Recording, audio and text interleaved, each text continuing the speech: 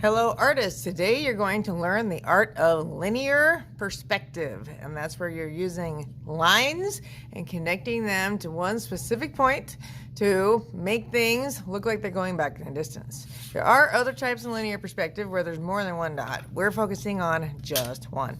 So you need a piece of paper and your name in the corner. And flip it. On your page, in the middle and maybe slightly up, make a line. This is called the horizon line. This is where the ground and the sky come together. And this could be erased later down the road. I'm going to put a dot, a small dot on that line in the center. This is our target. This is what we're aiming for when we're drawing any of the lines coming off the sides of the object. Next, if you're one that this makes you a little nervous, you can keep your shape simple. Use the ruler for anything straight. So I want you on your page, let's start easy with just a few rectangles. We're drawing the face of the object first. I'm going to draw a rectangle, put in a square.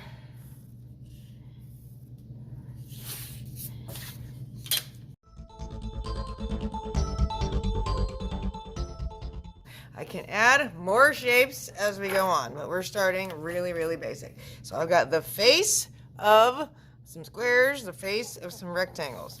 What we're going to do, line your ruler up with the dot. It helps to put your pencil on it, make it touch, so you know it's lined up with the dot. The other end of your ruler lines up with the vertices of your object. So I'm going to jump from the dot to the vertices, make a line. Back to the dot. Rotate the ruler to the next vertices. Back to the dot. Rotate to the next vertices. Okay, so these lines, they are not parallel. They are all going towards this dot, creating the illusion of space, like they're going back in the distance. Okay? Then, to finish up this object, line your ruler up with the front of the rectangle, slide it back. Line it up with the front to this point. There we go. So these will be parallel. The fronts and the backs will be parallel. And how many lines you have going back depends on the angle of your object, how high or low it is, how close to the center it is.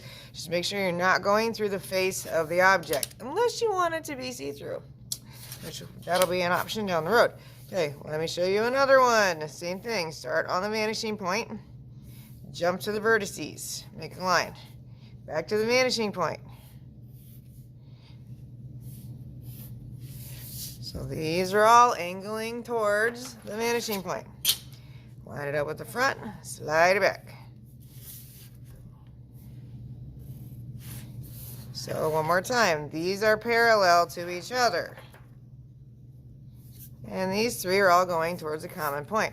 And if you understand it from this direction, the beautiful thing is you can turn your paper around and just repeat what we did.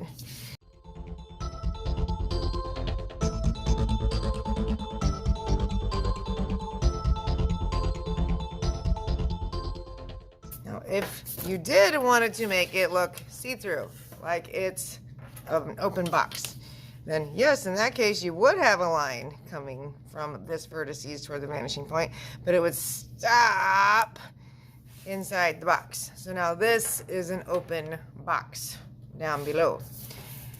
Okay. So if you're one that you're comfortable with just, rectangular prisms, cubes, that's fine. That's what you can go with. My friends who want a bigger challenge can do more. We could do a cylinder. So I do have round things we can trace. We're not going to freehand the circle. We'll find something to trace. So I drew my cylinder. Line up your ruler with the vanishing point and the outer edge. Vanishing point, outer edge. And then copy the curve you see here. So now I have a cylinder going back in space.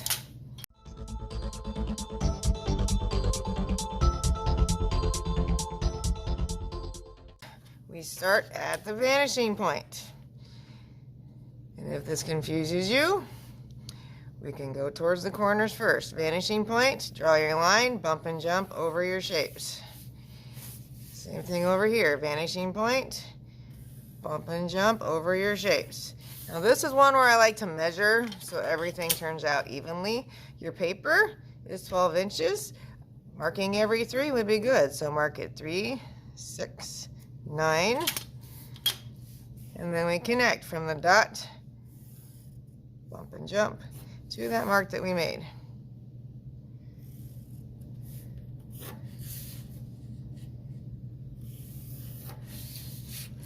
If you want your checkerboard to be just the center, fine. If you want it to go across the whole thing, then we need to divide this up a little more as well.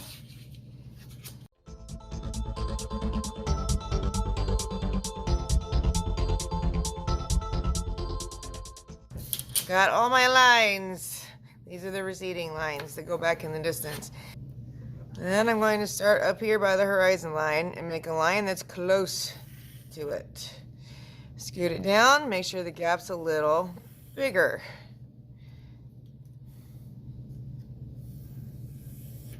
They're going to get farther apart as they get closer to us. And making sure to bump and jump over my objects.